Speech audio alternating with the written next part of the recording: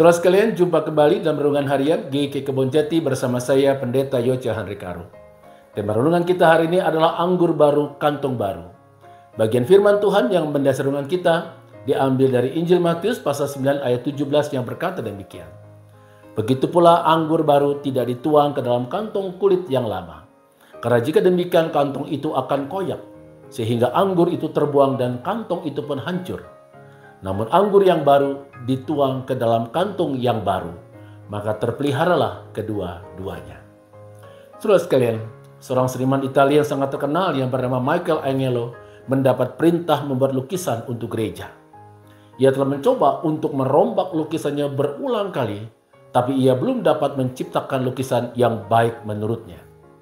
Suatu hari ketika ia sedang berada di warung minuman, Michelangelo mendengar seorang laki-laki berkata kepada seorang pelayan, "Anggur ini sudah asam, cepat buang." Maka pelayan itu memecahkan guci berisi anggur yang sudah asam tersebut, sehingga air anggur mengalir keluar dan terbuang. Dan segera pelayan itu membawa sebuah guci berisi anggur baru.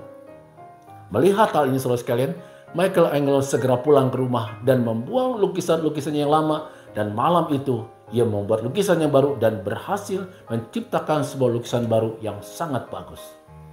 Nah, saudara sekalian, dari cerita ini kita dapat mengambil pelajaran bahwa terus memelihara sesuatu yang tidak baik di dalam hati dan pikiran kita akan merampas semua sukacita, peluang kita untuk maju dan hidup berkemenangan bersama dengan Tuhan dalam hidup ini. Kita semua pasti mempunyai pengalaman yang berbeda satu dengan lain. Kita sebagai manusia, saya dan saudara tentu tidak lepas dari dua sisi kehidupan, yaitu suka dan duka. Suka dan duka di dalam kehidupan berumah tangga, suka dan duka di dalam kehidupan pekerjaan, suka dan duka di dalam kondisi kesehatan, suka dan duka di dalam relasi kita dengan orang lain, suka dan duka di dalam pelayanan. Nah, saudara sekalian, tentu saja sisi sukacita dalam kehidupan kita akan selalu memberikan kenangan manis yang dapat membuat wajah kita berseri-seri, bahkan tersenyum ketika kita mengingatnya. Tetapi yang biasanya jadi masalah adalah sisi duka cita yang membuat kita sedih atau bahkan menyebabkan kita menyimpan dendam serta kepahitan yang sukar untuk dihilangkan. Nah, bacaan kita hari ini selesai mengingatkan kita bahwa anggur baru tidak bisa disimpan dalam kantong lama, sebab nanti kantong itu akan hancur dan air anggurnya juga akan terbuang percuma.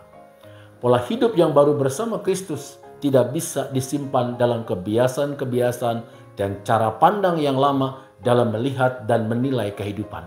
Sebab itu akan membuat proses pemeran hidup kita tidak akan berjalan dengan baik dan tidak akan ada gunanya bagi proses hidup kita selanjutnya.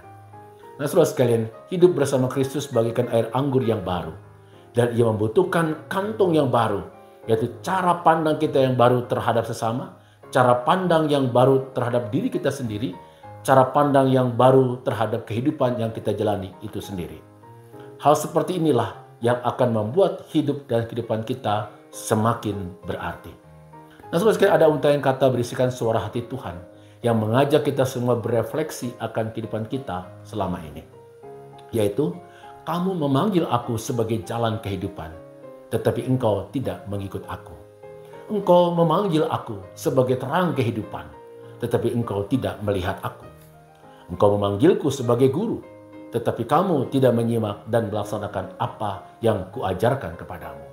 Kamu memanggilku sebagai sang kekasih, tetapi kamu tidak melayaniku. Kamu memanggilku sebagai kebenaran, tetapi kamu tidak percaya sepenuh hati kepadaku. Jangan terkejut, kata Tuhan, jika suatu hari nanti aku berkata bahwa aku tidak mengenal kamu. Nah, saudara sekalian, mari kita bangun iman kita. Mari kita terus perbarui diri kita dan kehidupan kita.